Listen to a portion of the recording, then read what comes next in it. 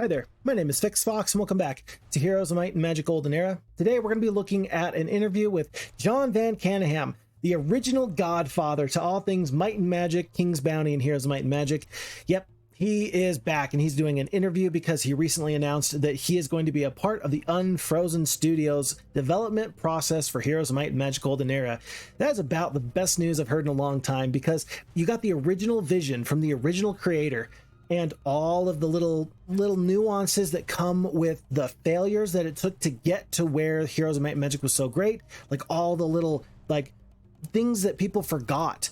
Like, oh, why don't we try this? Well, we tried that 30 years ago, and this is why we didn't do that anymore. Like, the experience is irreplaceable. And so the fact that they are back working on this project, I love it. And I love this interview. I'm looking forward to kind of diving into it with you. Haven't done a whole lot of diving into it here. I just watched the first part and I realized, oh, I better start. By the way, he is so likable. Hey everyone, if you're a fan of Heroes of Might and Magic, especially the old games, I don't think I have to introduce my guest to you. But in case your Heroes knowledge is a bit rusty, this is John Van Caneghem, the creator of Might and Magic, as well as Heroes of Might and Magic, the series that's been alive for over 30 years, even though its fate was never that certain. I had a chance to talk to John recently because of his newly announced involvement with Olden Era, the upcoming Heroes game from Unfrozen. But before we get to discussing what the original creator of Heroes will be doing with the franchise that's been out of his hands since Heroes 4, we need to go back to the early days, and that's long before the idea for Heroes was even alive. Hold on real quick. I'm 90% sure that Heroes of Might and Magic 4 released in 2002. So if you think about it, it's been more than 20 years since he's been involved with Heroes of Might and Magic. I didn't realize it was Heroes 4 that's where he made his exit. I wasn't sure if it was Heroes 3, Heroes 4. I knew that the IP had changed hands around Heroes 4 as people ran out of money, but I didn't realize it's really been over 20 years. That's crazy. You know, I was a gamer as a kid growing up and played a lot of board games and RPGs, and came across early computers, and I saw games on computers and I thought, this is amazing. That was my hobby, and then I thought, wow, I want to make one of these. I want to make my own RPG, and I had all these ideas for game rules and how to, do the mechanics, and I wanted a world to explore. I wanted all this stuff. So a lot of it was driven by the exploration and learning of the technology. And then I sat back and I said, okay, well, it can do this. So these are the things I could put into it. There wasn't classes or books or school on the programming. You had to figure it all out. It was very much trial and error, and it was actually almost a puzzle game in itself to figure out how to get pixels on the screen or sounds out of the speaker and everything else. So that was a lot of fun. It was the challenge of figuring that out. That is wild. Okay, couple things to point out. So I was looking for a YouTube video. It's by Never Knows Best. It's called The Entire History of RPGs. And in that video, there's actually a really good conversation about how tabletop RPGs were developed a little bit prior to computers coming out. And so then as the Dungeons and Dragons crowd and all these like Shatterzone, all these different RPGs kind of came out, then you had the opportunity where the technology was there with computers where you could kind of mix the two, you could fuse the two, they could coalesce. And then as John Van Caneghem saying there, he could make it so the computer is basically the dungeon master. You don't have to have encounters on pieces of paper or anything like that. You can just have all the numbers and the X's and O's and the zeros in the computer.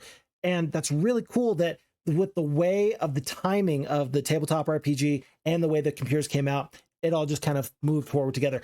Also, the fact that he is talking about, hey, I was interested in making this game and I knew nothing about programming.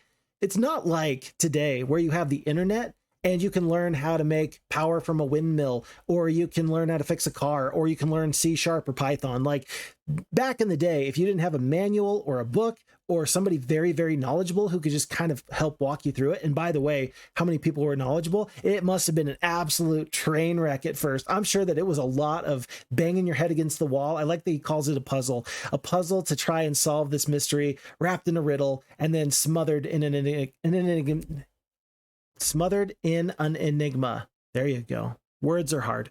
Those days there weren't that many games, and access to information about how everything was made was of course limited. But when John was working on the first Might and Magic RPG, he surely had some inspirations. So finally the time came and John released Might and Magic Book 1, The Secret of the Inner Sanctum. What is important is that the first game took John 3 years to make, and he basically did all of it on his own. I had worked. Wow. It took 3 years to get the first game. And I'm sure that he learned so much in that first 3 years. That's wild. By the way, I've tried to play Might and Magic 1, Book 1, and I can't do it. And it's not because the game is bad. I'm not commenting on whether the game is good or not because I haven't played it all the way through. It's just like a relic in time with the technology where it would be like me trying to learn blacksmithing. There are tools that are no longer available or used. There's so many shortcuts and macros and all these things that I'm very familiar with in this modern technology that, of course, back then they would be like, wow, this is amazing. And I would know how to do my technology. They wouldn't know how to do mine. But likewise, I don't have that backwards compatibility where the game controls are even intuitive in any sort of a way. So really fun to see that, oh, the Might and Magic 1, I hope it stays kind of as this time capsule in early tabletop RPG gaming on the computer. So hard by myself and for so long in that game. I was so excited to get it out to players, and the feedback was just amazing. He wanted to try something else as well, and that's how King's Bounty came into life. I had been making RPGs, and the Might and Magic series was very successful, but my other passion was board games and strategy games. And those were more about, 1, 2, 3 hour games that you would play over and over and over again. King's Bounty came out. It was very successful from a review and reception, but the sales weren't anything near what the Might and Magic, RPG line was doing. So we didn't have a big sales success with it. It was okay. I mean, it made a profit, but the Might and Magic games were very, very popular at the time. I am so glad that he didn't give up. I'm sure that the story is going in the direction where he's going to say, oh, and then we got some feedback, or, oh, and then we said, well, let's just do one more, or whatever the case is.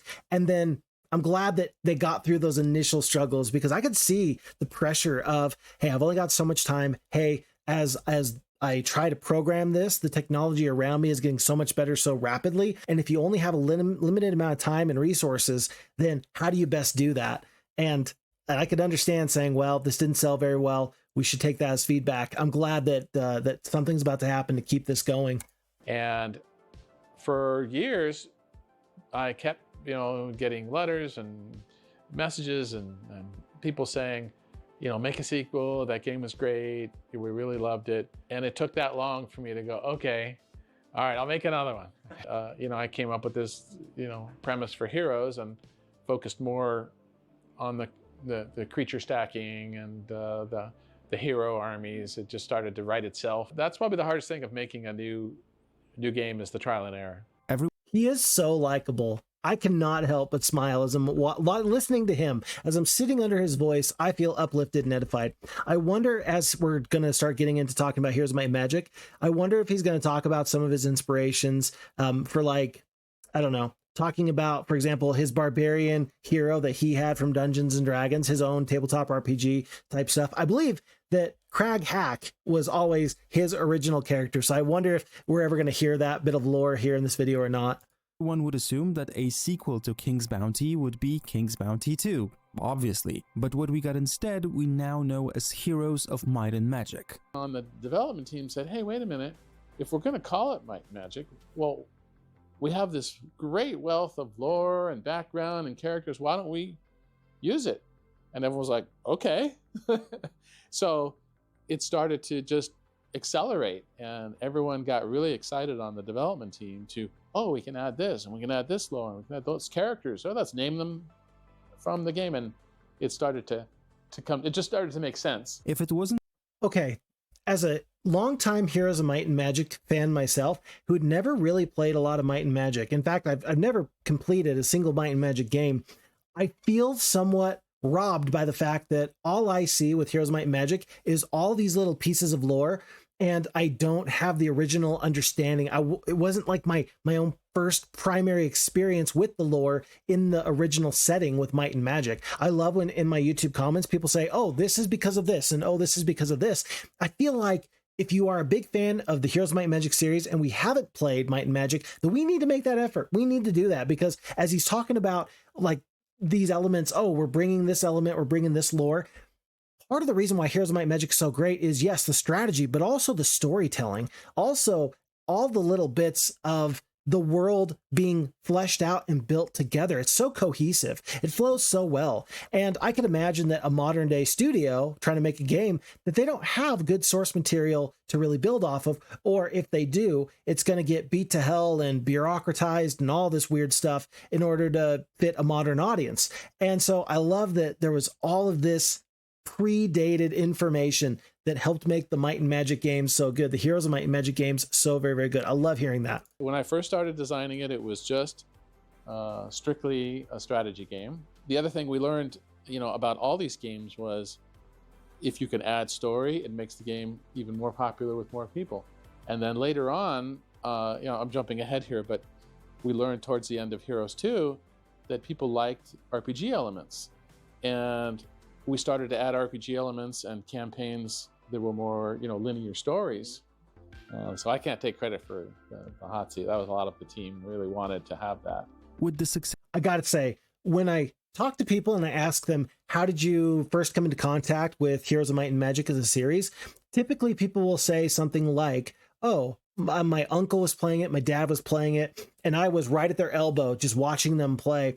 And then there's another group of people that says, well, and then we got to play hot seat with my friends. For people that did not have the game in their native language, they would tell stories about how it took forever for them to learn to click the hourglass to go from day 1 to day 2, but eventually they did that, and then it was just off to the races. I love the really humble starts that, oh, this wasn't originally going to be planned to be in the game, and yet due to some happy fortuitous serendipity, it did work out really well. Love that. Love that. before the bad stuff happened, it's like John said before, some of his best work comes from that time. Might and Magic was growing, Heroes of Might and Magic was gathering more and more fans all around the world, even though today we might safely say that Heroes 3 is looked at as the iconic entry in the series. There were many people who preferred Heroes 2 over 3, so it was worth a shot asking John about that. Yeah. I'm that guy. I'll tell you right now. Heroes of Might and Magic 2 is my personal favorite, and I'm going to give you just a real quick synopsis of why I prefer Heroes 2 over Heroes 3. It's coming down to this concept that the vibe and the coziness factor of Heroes 2 is not quite there with Heroes 3. Now, Heroes 3 is objectively a better game. It has more features, it's got more units, it's got more factions, it plays better as a strategic title, which is what you want in your game, and yet Heroes 2 has enough of those pieces in place that's still a very competent strategic game, but the vibe is so good. It's like literally, it's like it's raining outside and thundering and snowing and you're like wrapped up in your own blanket. That's what Heroes 2 is for me, in a way that Heroes 3 just isn't quite. But again, objectively, Heroes 3 is the better game. I'm telling you, for me personally, Heroes 2 is my favorite. Not because it's the better game, but because it has a cozy, nostalgic factor that is just superior. So Heroes 2, the focus for me was the strategy game and the strategy elements and we wanted story, we wanted campaigns, and we wanted lore, but it was much more the strategy oriented. And then I think when we went to Heroes 3, we just expanded on everything, more campaign, more story, more characters, more options, and just, better computer opponent and networking for multiplayer. It just went bigger. So the experience is larger, but I think the focus of Heroes 2 was probably why some people like that one better as opposed to Heroes 3. And I was just a fanatic working on Heroes 2. I was like, every map I had to test. I had to be involved with every little bit of the data and everything. And Heroes 3, because it got so much larger, I had a bigger staff, and it was just a bigger project, so I couldn't do all the little details that I could on 2. But still, love both games. From today, I wonder, okay, so he did not come out and say what his favorite game is between Heroes 2 and 3, but what he said is that his handprints, his fingerprints were all over Heroes of Might and Magic 2, and he was over every little bit of it. I wonder if that is some level of TLC. and cohesive vision that really just hits different for me. Again, for some reason, he's the most likable individual in this interview. I can't help but love listening to this guy. And I wonder if it's like a familiar feel. I almost feel like I'm playing Heroes 2 as I'm listening to him. This is so weird. This is weird. I love it. I love it. And I think it's because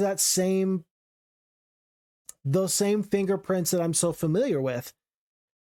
Now I'm kind of seeing the person that left them. That's crazy. And one of those challenges for John was getting the computer opponents right. And surprisingly, that doesn't mean making them the best they can be. I think it added a lot. I mean, of course, once you get to the esport guys who were, so amazingly difficult, all that goes away. But for the majority of people who play, it was a very important aspect. That is the very first time he's going to mention this, and I wonder if he'll mention it again. If he doesn't mention it again, there's still a whole conversation there where he's discussing the competitive nature of Heroes of Might and Magic when you're playing player versus player. And yeah, they take the game and they break its limits and they move it forward. But the conversation about having a fun AI that is responsive and still fun for the player to help them enjoy the game. I love that Heroes of Might and Magic was originally not meant to be this esport. And I wonder how he feels about it being an esport today. I hope he goes into it more. And while the game originally received 2 expansions, it only introduced 1 new faction, and that's Conflux. Instead, the team focused on Heroes 4 as well as Heroes Chronicles. But what kept bugging me was, why no other factions for Heroes 3 when it was such a grand and well-received project? We should have had Forge. But I'm with you. I wanted add everything. Speaking of conflict, I wonder what he would have picked. What would have been in the game if budget hadn't been a concern, if they didn't have concerns about shipping the next game? What factions would they have chosen? That was added in Armageddon's Blade, it was initially planned for some time later in a different expansion. And actually a different faction called Forge was supposed to make its way into the game, and it was a faction with a concept that John already used in Might and Magic, a mix of sci-fi and fantasy. But what they weren't ready for was the backlash. Yeah, it was quite surprising to me that there was definitely a purist view of Heroes that should stay fantasy and not bring in science fiction. Okay, it's time to move to the new big thing. John Van Caneghem, the creator of Heroes of Might and Magic, is coming back to the franchise. Since Olden Era is being made by Unfrozen and the studio is so vocal about respecting the legacy of Heroes, I don't think there was ever a better moment for John to step back in, so I had to ask John about this, as well as Dennis Fedorov, the CEO. Okay, I have to say something about this. And this might be seen as me being very, very critical, right? And there's a lot of logistics that go into the timing of somebody like JVC coming back to a series, right? And so here's the thought is, why wasn't he involved earlier? At this point, we were going to have early access in March of 2025. That was then delayed into, I believe, October of 2025. Then we got the demo. And now here we are sitting in 2026, and we have no idea when early access is going to drop. And then the full game is going to release, I assume, still a year after that. Since that time, Hooded Horse has come on as a second publisher, et cetera, et cetera, et cetera. I don't know about the timing. Why now? Why not early on, where you could have a lot more value in getting the creative direction? Like at this point, the game is mostly done. Like you can change stats, you can change some of the artwork, but what are you going to fundamentally scrap the focus bar system? Are you going to fundamentally scrap faction law points if JVC says no, I don't think that's a good idea? The answer is no. And so I do think that you've limited him, and great that you're bringing him on, but is it more of a PR stunt, right? Is it more like, hey, look, let's unite everybody under the same banner because we have Mr. Caneghem back? Is that what we're doing here? Or was this just the timing that would work out the best? What were the logistics? What actually happened behind the scenes? I don't know. I wasn't there, but the timing is not as perfect as I would have liked. CEO of Unfrozen, who himself has been a huge fan of Heroes for years, long before the studio even got a chance to make their own Heroes game. So how will this new cooperation look like? Well, this is a very new thing that we're figuring out as we go along here. We've just started talking and working together here, and I've agreed to be an advisor on the project and see how I can help. But they've climbed this mountain, which is absolutely spectacular, and what they've had to build to get to where they are today. And I just hope I can add some help and some ideas and some direction. John Van Caneghem. So he's going to be an advisor. More than that, I don't know, but he's going to be an advisor. I don't know. Is he paid? Is he not paid? Does that matter? No. But what level of control or input does he have? He's an advisor. Okay. Was always a legend for me. You know, it's like founding father. I always wanted to somehow to meet with him, to involve him somehow. It was some kind of dream, and at the same time, it's some kind of great opportunity, great honor. So, by the way, I do want to just say, Dennis right here, who's the CEO of Unfrozen Studios, he's actually exceptionally good. I really appreciate the job he does on the Unfrozen Discord. And I know that it's got to get tiring to answer the same 50 questions 100 times. It's probably frustrating when people say, I don't like this, and he has to say, okay, yeah, but why don't you like this? Give me actual feedback. I think everything I've seen from the Unfrozen team has been high quality, exceptional. I've really appreciated what they've done, and Dennis has been a huge part of that. So props to him, and I appreciate all the work he's doing on the game. There's so many moving parts. You know, I'm trying to be high level just in terms of what I think could be most helpful at this stage. I still can. Most helpful at this stage, because he recognizes that I can't get in there and mess with the wires at this point with the development process being what it is and timeframes. We got to get this game out. I'm here to help, but I also recognize I can't go in there, and we're not doing surgery. We're not trying to reconstruct this from building block number one. I don't believe that this is happening. After all these years, he's returning to this beloved universe. This is quite good. And all these advices which he already gave it to us was quite precise and quite professional. Next step is obviously when we get to early access and most of the players start giving lots of feedback. I think that now is an exciting time for me, because being able to iterate in real time with consumers is something that I was never able to do. With previous games, I would put it in a box and hope you like it. And if you send feedback, well, that'll be the sequel. I do want to point out just one thing. Paul Romero mentioned a similar thing to what John had just mentioned there. The idea of, well, getting feedback in real time. Because back in the day, Paul Romero with the music, of course, he didn't know if people liked Heroes of Might and Magic at all. Or rather, he didn't know if they liked his music or not. It was just, hey, I'm working on these projects, and here we go. And then, of course, the internet kind of blows up, and he finds out later, oh, I am well loved and well respected. And I hope that everybody that's doing a great job on a Heroes of Might and Magic project, that in this modern era that we do get that feedback in real time. But I can imagine that back in the day, it was like a little bit of shooting in the dark and hoping that you hit the target, and then we'll find out later if we got it or not.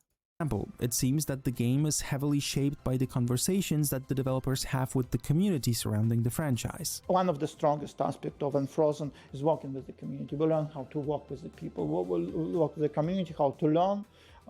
We got successful early access, some Kickstarters, later early access, and we learned on each step how to work with the feedback. Yeah, whether you like or don't like what you've seen so far with Heroes of Might and Magic Olden Era, you got to absolutely give them their flowers. Unfrozen and all the work that they do and taking all the feedback, they've done an exceptional job. And that's way better than a lot of game studios that say, this is what we're giving to you. You will take it and you like it. Even when they do get feedback that, oh, this isn't it. I really do appreciate all the different bits of feedback that the Unfrozen team has done so far. And I'm excited to see what else they come up with. Of conversations going on around the game, and obviously there's a lot of iteration in the process. You can also see it in the fact that the game was supposed to be released in 2025 in early access, but it was delayed to 2026. The obvious question to ask here was, why? Well, again, we're trying to learn, to listen to the community and trying to learn on the mistakes. And when there is a mistake, we're trying to fix it. Of course, it's common joke in the industry that you cannot finish the game. You can just release it. so yeah, but for Unfrozen, we have got a lot of feedback after announcement. And they change it a lot, actually change it a lot. We're not waiting, for the disaster when we see obvious problems. We're doing our best to fix it. And after we decided that we definitely need more time, but people was obviously quite angry that we are postponing the release, so we just decided, okay, let's give them the demo. But the demo, not just the demo, but rich demo, right? Not just, one map, 2 factions, and so on.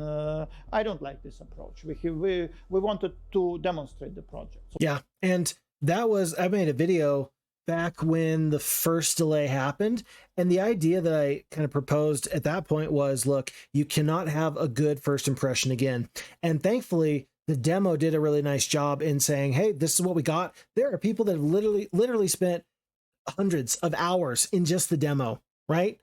If you've spent literally hundreds of hours in a demo that isn't even going to be even a fraction of what you see when early access actually hits, I think that that's a good first impression. And then I'm very, very excited to see how much they've changed the game once early access hits. Of course, you're going to have the Sylvan faction. Of course, you're going to have the Hive faction. Right now, you have Temple, Necropolis, Dungeon, and Schism. So the additions, sure, also wonderful. But also, I've even heard that they're making changes like to the UI, the user interface. I think that there was some concerns there. I know that I've had some questions about a few features with like the town screens. It feels like having 40 buildings or so on one single town screen is a little bit hard to navigate. Some concerns with the UI. I'm glad that they've taken the feedback and they're saying, okay, what can we do to make this work? And even though those changes are not reflected in the demo, that just makes me even more excited for early access when it shows up. The road ahead is long, but the road that we already traveled is even longer. It's been over 30 years since the first Heroes game was released, and the franchise has been kept alive by so many entries to that series, so many spin-offs. There's even an official board game right now, which creates this interesting circle, as it was board games that actually inspired the creation of Heroes. The community around the game is as strong as ever. There's the fan-made expansion, Horn of the Abyss, that's now introduced 3 new towns into the game, with one heavily inspired by the infamous Forge that John mentioned. Actually, the 1.8 version has been released just recently, and you can download and play it for free as long as you have the original game. With all of that in mind, the question that remained to ask was, why is this franchise still alive today? What makes it so special? Yeah, what is the magic of Heroes and why? I never would have thought it would have lasted that long. If anything, I thought the Might and Magic RPGs would have lasted longer because they had already gone for 10 years before Heroes came around. And so it is time to end. Yeah. Huge thanks to John for the lengthy conversation, to Dennis for talking. I think all in all, this is a really cool interview because it gives us the opportunity to kind of get some of that history for those of us who maybe didn't have the history.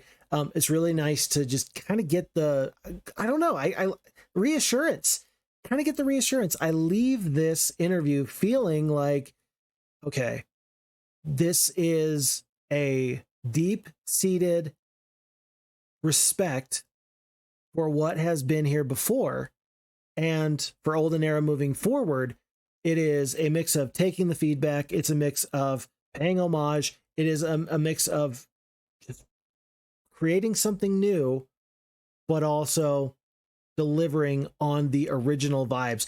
By ending this whole thing with asking the question, what is the magic? Like, what is the thing that keeps Heroes of Might and Magic going on and on and on? I don't know if you can exactly replicate it. I think you got to get equal parts lucky, and I think you got to get equal parts smart in how you approach it. But if you are bringing on the original mind, then I think that you're going to get a lot of value. So for the X's and O's and the strategy, I think that Olden Era is going to be what it bees. It's going to do what it do. Right. But where I'd really, really love for John to have a huge impact and influence is in the little text boxes and the world building and the lore. I think that him in that role is going to win me over as a Heroes of Might and Magic 2 player, because all the things I talked about that I love, the cozy factor and like the lore and the way it all kind of coalesces together, he can make that happen. That is not too late in this development cycle. In fact, I know that a couple of people, Atharl from the Unfrozen team, that he's mentioned that, we're really trying to focus on this lore aspect, the flavor texts, and all the world building that's not quite in the game, or at least not front and center. I think that John is going to be able to hopefully help import all of that, have his own personal touch, and maybe even I hope have some creative direction when it goes into the campaign. Because yeah, you can make a great multiplayer, but please make an amazing single player campaign. Please don't forget your roots. If you want to pay homage, if you want to have respect, make a great single player campaign. John, with all humility of heart, you're the only one who we all trust without any doubt. I love Unfrozen. Again, I've said nice things about the Unfrozen team. I'm sure they're going to do a great job. This helps makes sure that there's no ifs, ands, or buts about it. Folks, I feel way better leaving this interview. I don't know if there's anything else about this interview. About their current collaboration and in general. Is there anything else going on here that such a project we're talking about? Big shout out to the Polish magazine CD Action for inviting me to be a part of these talks. Cool. They've been huge supporters of the Heroes franchise in Poland for many, many years. By the way, and obviously, big thanks to all of you who made it to the end of the video. And I will leave you with a few final words straight from John to you. Goodbye. Thank you all so very much. Oh, I do want to hear this. By the way, there was a little bit of gameplay done by Absolute Zero, who is a great YouTuber. He was here long before I was on YouTube doing Here's My Magic 2 content. I love to see that some of his content made it to this video. That's really cool. Few final words straight from John to you. Goodbye. Thank you all so very much. And I am so happy that this game and this series has brought so much fun and joy to so many people around the world. It means so much to me, and thank you. That's the greatest thing I can hope to say. Good stuff. Alrighty, cool. So that's the video. Let's see. Are there any other thoughts I think are pretty critical or important as we're kind of walking away from this video? No, I think that pretty much says it, folks. You can go find this interview over on the YouTubes for Find Your Next Game. They released that video in conjunction with the Unfrozen official.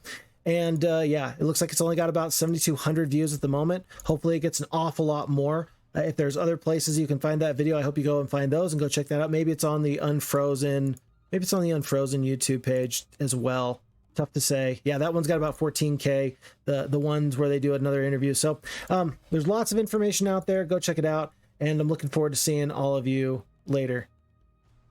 In case you don't know who I am, my name is Phixfox. I love Heroes of Might and Magic. I play it weekly. And so if that interests you, you can subscribe to the channel. You can join me in the Phixfox Discord. We can just hang out, have a nice time. But until I see you again, take good care of yourself, your family, and your friends, because if you don't, who will? Again, my name is Phixfox, and I'll see you when Olden Era becomes reality. Take care. Bye.